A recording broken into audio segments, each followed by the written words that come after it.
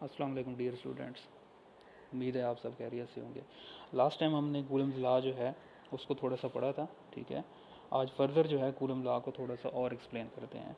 तो basically coulomb ने एक लॉ दिया था बिटवीन टू चार्जेस के, दो चार्जेस अगर पड़े हैं तो उनके दरमियान जो है जाहिर सी बात है फोर्स ऑफ अट्रैक्शन होगी या फोर्स ऑफ रिपल्जन होगी।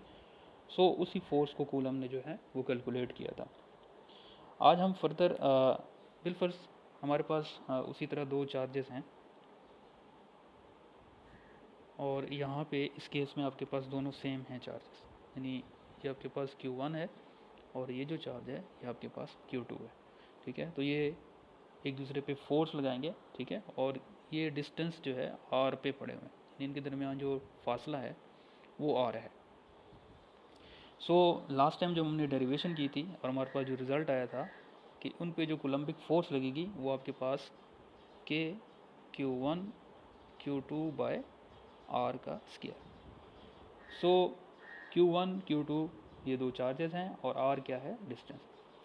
अब K क्या है, K इसमें एक कांस्टेंट है, ठीक है, और इस K की वैल्यू क्या होगी, ठीक है, और ये कांस्टेंट फ्री स्पेस में उसकी वैल्यू क्या होगी, या जब इसकी इन दो चार्जेस के दरमियान अगर कोई हम मीडियम रख देते हैं तो फिर K की वैल्यू क्या होगी। ये K की वैल्यू चेंज होती रहती है मटेरियल टू मटेरियल। अगर फ्री स्पेस में है तो फ्री स्पेस में K की वैल्यू कुछ और होगी, और अगर हम इन दो चार्जेस के दरमियान कोई और मटेरियल रख देते हैं, बिलफर्स कोई प्लास्टिक रख देते हैं या कोई भी मीडियम रख देते हैं, तो उसमें फिर K की वैल्यू जो है ये चेंज हो जाएगी। सो K की वैल्यू कांस्टेंट है, लेकिन मटेरियल टू मटेरियल जो है ये वैल्यू जो है चेंज होती रहेगी। ओके जी, अब बात करते हैं कि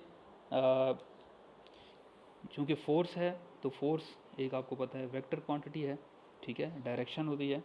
तो इसको हम डायरेक्शन में कैसे लिखेंगे, या अगर फोर्स को हम लिखना चाहें in the form of unit vector तो वो कैसे लिखेंगे। बिलफर्स अगर ये चार्ज इस चार्ज पे फोर्स लगा रहा है, ठीक है, बिलफर्स अगर मैं लिखूं कि Q1 की वजह से Q2 पे फोर्स लग रही है, यानी ये वाला चार्ज Q2 पे फोर्स अगर लगा रहा है इस केस में, तो इसको मैं कैसे लिखूंगा। इसको आप यूँ लिखेंगे F, ठीक है, इसके ऊपर एक एरो, एरो आपको पता है कि वेक्टर को शो करने के लिए यूज़ होता है। तो मैं इसको लिखूंगा F21। F21 मीन्स कि Q1 जो है वो फोर्स लगा रहा है 2 पे, ठीक है, 1 फोर्स लगा रहा है, यानी चार्ज 1 जो है वो Q2 पे एक फोर्स लगा रहा है। तो ये आप लिख लिया यूँ, फिर इसके साथ उसी तरह के Q1 Q2 बाय R का स्क्वायर, ठीक है, और इसके साथ एक यूनिट वेक्टर आएगा। यूनिट वेक्टर क्या होता है, ये डायरेक्शन को शो करने के लिए यूज़ करते हैं। तो आप इसको यूनिट वेक्टर में, R यूनिट वेक्टर में ऐसे लिखें। इसको अगर 2 1 लिखा है तो इसको हम 1 2 की फॉर्म में लिखेंगे, ठीक हो गया। इसी तरह ये आ गया आपके पास रिपल्जन के केस, यानी रिपल्जन के केस में ये चीज़ हो रही है कि आपके पास जो फोर्सेस की डायरेक्शन है ये एक दूसरे को रिपेल कर रहे हैं। ये फोर्स की डायरेक्शन जो है इस तरफ है, ठीक है। अगर मैं इसको उल्टा देता हूँ, यानी कि उल्टाने से मुराद ये है कि मैं अगर चार्जेस जो हैं वो अपोजिट कर देता हूँ, यानी कि एक पॉजिटिव चार्ज कर देता हूँ और दूसरे को मैं नेगेटिव कर देता हूँ, ये वही आपके पास चार्ज Q1 है और ये आपके पास क्या है, चार्ज Q2। तो अब फोर्स की जो डायरेक्शन है पहले आउटवर्ड थी, बाहर की तरफ थी, अब जो फोर्स की डायरेक्शन है वो क्या होगी, ऐसे चेंज हो जाएगी, ठीक है। फोर्स की डायरेक्शन चेंज क्यों हो रही है, क्योंकि ये अब एक दूसरे को अट्रैक्ट कर रहे हैं। तो ये आपके पास जो फोर्स है वो उसकी डायरेक्शन इनवर्ड हो गई है, पहले आउटवर्ड थी अब इनवर्ड हो गई है। तो अब इस केस में अगर आप देखें तो यहाँ पे अगर इस जगह पे एग्जैक्टली आप देखें तो यहाँ पे ये वाला चार्ज इसको खींचने की कुवत कर रहा है, खींचने की कोशिश कर रहा है। ये यहाँ पे देखें तो चार्ज Q1 इसको खींचने की कोशिश कर रहा है।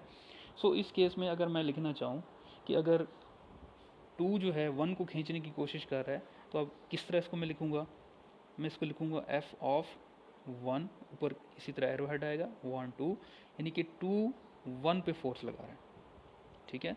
2 जो है 1 पे फोर्स लगा रहा है, सेम उसी तरह के Q1 Q2 by R square. अब इस केस में आपके पास ये जो यूनिट वेक्टर है इसकी डायरेक्शन जो है वो चेंज हो जाएगी, ठीक है। क्यों, क्योंकि फोर्स की डायरेक्शन जो है वो आपकी चेंज हो गई। तो इसको मैं R21 अब लिखूँगा, ठीक है। फोर्स के केस में ऐसे लिखना है और यूनिट वेक्टर के केस में उसको ऐसे रिप्रेजेंट करना है। अब एक और चीज़, चूँकि डायरेक्शन चेंज हो गई है तो अब इसके साथ नेगेटिव का साइन भी आएगा, ठीक है, क्योंकि ये उसके अपोजिट डायरेक्शन में है, so that's why we put negative sign there. Okay जी। अब ये आपके पास देखें, ये फोर्स जो है F21 यानी कि ये जो फोर्स है उसके मुकाबले में जो F12 है वो आपके पास नेगेटिव में आएगी। नेगेटिव में क्यों आ रही है, उसकी वजह क्योंकि डायरेक्शन जो है वो चेंज होगी। वहाँ पे जो फोर्स थी वो अट्रैक्टिव फोर्स, रिपल्सिव फोर्स थी ऊपर वाले केस में, और नीचे में क्या है अट्रैक्टिव, यानी फोर्स की डायरेक्शन चेंज होने की वजह से उसके साथ साइन जो है वो भी चेंज हो गया, ठीक है। सो ये फोर्सेस शो कर रही हैं कि ये क्या है आपस में अपोजिट डायरेक्शन में। ओके जी, बात करते हैं कि के की वैल्यू क्या होगी, ठीक है। के की वैल्यू, के आपके पास बराबर होता है 1/4 पाई एप्सिलॉन नॉट, ठीक है। ये एप्सिलॉन नॉट क्या है, ये basically permittivity of free space है।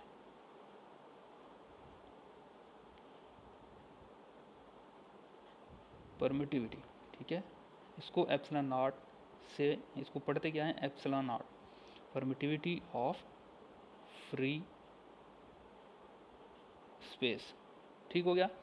सो के की वैल्यू जो है ये आपके पास फ्री स्पेस, यानी कि जब चार्जेस के दरमियान और कोई चीज़ ना हो यानी स्पेस हो, तो तब उस केस में आपके पास के की वैल्यू जो है 1/4 पाई एप्सिलॉन नॉट जो है होती है। और एप्सिलॉन नॉट क्या है, परमिटिविटी ऑफ फ्री स्पेस, ठीक है। और इसकी जो कैलकुलेटेड वैल्यू है ई नॉट की, वो आपके पास एप्सिलॉन नॉट जिसे हम पढ़ते हैं 8.85 इंटू 10⁻⁻12, ठीक है, कूलम स्क्वायर पर न्यूटन एंड पर मीटर स्क्वायर, ठीक है। ये आपके पास एप्सिलॉन नॉट की वैल्यू है। ओके जी, तो आज हमने क्या पढ़ा, आज सिंपली हमने ये पढ़ा कि अगर चार्जेस जो हैं उनकी आप पोलैरिटी चेंज कर देते हो, यानी कि फर्स्ट केस में हमारे पास जो था वो सेम चार्जेस थे, ठीक है, और सेकंड केस में क्या था आपके पास अपोजिट चार्जेस थे, तो उस केस में फोर्स ऑफ जो फोर्स होती है उसकी डायरेक्शन जो है चेंज होती है, और उसको हम ऐसे जो है वो रिप्रेजेंट करते हैं, क्योंकि फोर्स एक वेक्टर क्वांटिटी है और वेक्टर क्वांटिटीज़ के साथ जो है वो डायरेक्शन को भी, क्वांटिटी के साथ डायरेक्शन यानी मैग्नीट्यूड के साथ डायरेक्शन को भी मैयर शो करवाया जाता है। तो ये हमने बेसिकली शो किया है कि कैसे आपने इसको लिखना है। अस्सलाम वालेकुम डियर स्टूडेंट्स, कैसे हैं, उम्मीद है आप सब खैरियत से होंगे। लास्ट टाइम जो है हमने कूलम लॉ स्टार्ट किया था, और कूलम लॉ की हमने जो इक्वेशन है, मेन इक्वेशन, वो हमने निकाली थी, ठीक है, जो आपके पास ये बनी थी F=Q1Q2/R²। ओके, इसमें जो के था, के आपके पास क्या था, बेसिकली ये परमिटिविटी ऑफ फ्री स्पेस था, ठीक है। परमिटिविटी, परमिटिविटी क्या होती है, बेसिकली परमिटिविटी जो है ये आप यूँ कह लें कि ये अफेक्ट होता है। कौन सा अफेक्ट, कि जब दो चार्जेस आप चार्ज Q1 और Q2 रखते हैं और उसके दरमियान स्पेस है बिलफर्स, तो उस स्पेस की वजह से इन दोनों के दरमियान फोर्स ऑफ अट्रैक्शन और या फोर्स ऑफ रिपल्जन पे क्या असर पड़ेगा। तो परमिटिविटी क्या है, जस्ट एक असर है, अफेक्ट है, ठीक है। और ये अफेक्ट किस पे करता है, इन दोनों की कूलम्बिक फोर्स पे। सो परमिटिविटी क्या है, basically affect on Coulombic force, ठीक है। सो लास्ट टाइम जो हमने किया था उसमें परमिटिविटी सिर्फ क्या थी, स्पेस, यानी कि जिसको हमने ई नॉट से डिनोट किया। ई नॉट क्या है, basically permittivity of free space, यानी फ्री स्पेस का कूलम्बिक फोर्स पे जो अफेक्ट होगा उसको हमने ई नॉट से डिनोट किया, ठीक है। और उसकी वैल्यू भी कल जो है हमने लिखी थी कि परमिटिविटी ऑफ फ्री स्पेस जो है उसकी क्या वैल्यू आती है। ओके, आज जो हमारा टॉपिक है वो बेसिकली है coulomb law in material media, कि बिलफर्स हम कोई और मटेरियल अगर दो चार्जेस के दरमियान रखते हैं, बिलफर्स वाटर आ गया या एयर आ गया या कोई और मटेरियल जैसे कि जर्मीनियम रख देते हैं, ठीक है, तो फिर उस मटेरियल के रखने की वजह से इस दो चार्जेस के दरमियान जो कूलम्बिक फोर्स है उस पर क्या असर पड़ेगा। तो इस चीज़ को आज हमने फाइंड आउट करना। हमारे पास जनरल इक्वेशन जो कूलम लॉ की थी वो ये थी, ठीक है। अब चूंकि मीडियम मैंने रख दिया है, ठीक है, सो आपके पास जो कूलम्बिक फोर्स की इक्वेशन है वो आपके पास ये बनेगी एफ मीडियम। ये M E D stand for medium, कि जब आपने कोई मीडियम इसके अंदर रख दिया है तो फिर आपके पास फार्मूला जो है वो के की वैल्यू आपको पता है 1/4 एप्सिलॉन नॉट। एप्सिलॉन नॉट ये परमिटिविटी ऑफ फ्री स्पेस है। तो यहाँ पे फार्मूला आपका चेंज हो जाएगा, फिर के में आप पुट करेंगे 1/4 एप्सिलॉन, ठीक है। ये एप्सिलॉन नॉट किसके लिए है, ये एप्सिलॉन नॉट नहीं है, बेसिकली एप्सिलॉन ऑफ मीडियम, ठीक है, क्योंकि अब मीडियम आ गया दो चार्जेस के दरमियान, सो मैं यहाँ पे एप्सिलॉन नॉट नहीं लिखूंगा।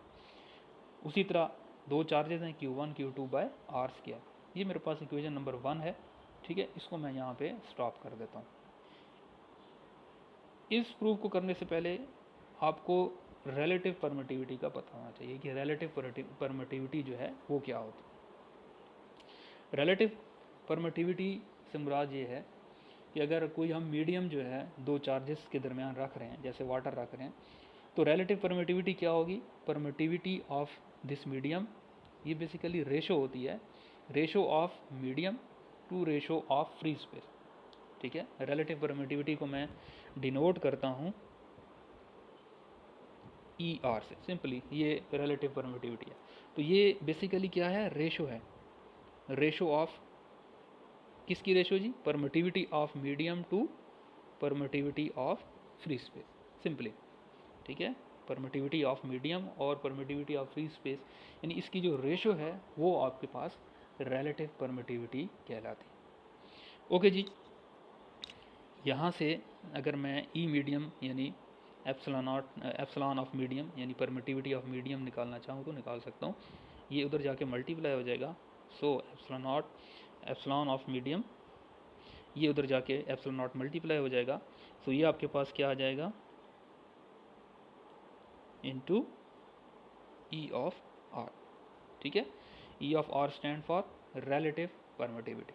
ओके जी, मेरे पास ये इक्वेशन आ गई किसकी, परमिटिविटी ऑफ मीडियम की। ओके, थोड़ा सा इसको रीअरेंज कर लेते हैं। आपके पास ई मीडियम जो है, परमिटिविटी ऑफ जो मीडियम है ये बराबर हो जाएगा permittivity of free space into relative permittivity, ठीक हो गया। तो रिलेटिव परमिटिविटी क्या है, ये बेसिकली रेशो है permittivity of medium to permittivity of free space. क्योंकि स्पेस भी है और एक मीडियम भी साथ आ गया है, तो हम टोटल इफेक्ट देखेंगे। तो टोटल इफेक्ट किस में आता है, वो रिलेटिव परमिटिविटी, यानी कि रिलेट करते हैं कि टोटल इसका कंबाइन इफेक्ट क्या बनेगा। सो ये आपके पास ई मीडियम जो है ये आ गया। अब हम क्या करते हैं, इसको पुट कर देंगे, ये जो इक्वेशन नंबर 1 हमने यहाँ पे स्टॉप की थी, ठीक है, ये ई मीडियम है, ये परमिटिविटी ऑफ मीडियम है, उसकी वैल्यू आ गई है, इसके अंदर हम इसको पुट कर देते हैं। ओके जी, इसको मैं यहाँ ज़रा नीचे लिखने लगा।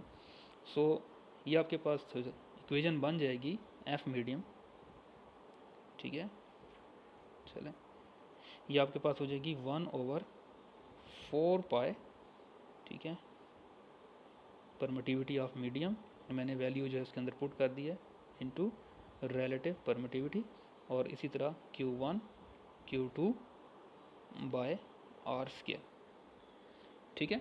सो फोर्स है, तो इसके साथ उसका यूनिट वेक्टर आर भी हम लिख देते हैं, ठीक हो गया जी। अब मैं इसको थोड़ा सा और रीअरेंज करके लिख देता हूँ। सो ये मेरे पास आपके पास उसी तरह एफ मीडियम, ठीक है, ये इक्वल टू हो जाएगा, क्या करूँगा इसको मैं अलग कर लेता हूँ, रिलेटिव परमिटिविटी को और पूरी इक्वेशन को अलग कर लेता हूँ, ठीक है। सो ये आपके पास यूँ बन जाएगी 1/4 pi epsilon naught into Q1 Q2 by R square, ठीक हो गया। और पीछे क्या बच गया मेरे पास, ये 1 बाय रिलेटिव परमिटिविटी, ठीक है। सो ये जो पूरी इक्वेशन बन रही है ये आपके पास किसकी है, ये आपके पास इक्वेशन बन रही है कूलम्बिक फोर्स इन वैक्यूम, ठीक है, वही 1/4/ε0 Q1 Q2/r²। सो इसको मैं रीअरेंज करके लिखूँ या ऐसे भी मैं इसको लिख सकता हूँ, F मीडियम, ठीक है, फोर्स इन मीडियम। ये आपके पास पूरी जो है कौन सी फोर्स बन रही है, कूलम्बिक फोर्स इन वैक्यूम, ठीक है, divided by permittivity, relative permittivity, ठीक है। सो ये आपके पास क्या आ गई है, इक्वेशन आ गई है किसकी, फोर्स की, जब आप कोई मीडियम जो है चार्जेस के दरमियान रख देते हो तो उसकी इक्वेशन आपके पास ये बनती, ठीक है। सो यहाँ पे एक टेबल दिया हुआ है पेज नंबर 6 पे, इसमें देखें मटेरियल गिवन है और उसके साथ उसकी रिलेटिव परमिटिविटी की वैल्यू भी गिवन है। पहले देखें वैक्यूम है, तो वैक्यूम में रिलेटिव परमिटिविटी जो रेशो बनेगी, देखें ना यहाँ पे पुट करेंगे, यहाँ पे ये आपके पास जो रिलेटिव परमिटिविटी बनेगी, तो मीडियम भी वैक्यूम है, यानी E0/E0 कैंसिल हो जाएंगे तो क्या हो जाएगा 1। सो इस टेबल में भी देखें आपके पास जो रिलेटिव परमिटिविटी की वैल्यू वैक्यूम के लिए वो क्या है 1, ठीक है। सो इसी तरह एयर की है, बेंजीन की गिवन है, जर्मीनियम की है, वाटर की है, गिलास की है, माइका की है। तो देखें मटेरियल जितना हार्ड होता जा रहा है तो उतनी ही उसकी परमिटिविटी जो है, रिलेटिव परमिटिविटी जो है, यानी अफेक्ट जो है कूलम्बिक फोर्स पे वो बढ़ता जा रहा है। इसी तरह रबर है, पैराफाइन पेपर है, उसके अलावा अमोनिया है लिक्विड, तो इनका ये आपके पास जो है मुख्तलिफ रिलेटिव परमिटिविटीज़ जो हैं वो गिवन है। सो ये जो परमिटिविटी की वैल्यू है मटेरियल टू मटेरियल जो है वो चेंज हो रहा है, ठीक है। उम्मीद है आपको जो है ये टॉपिक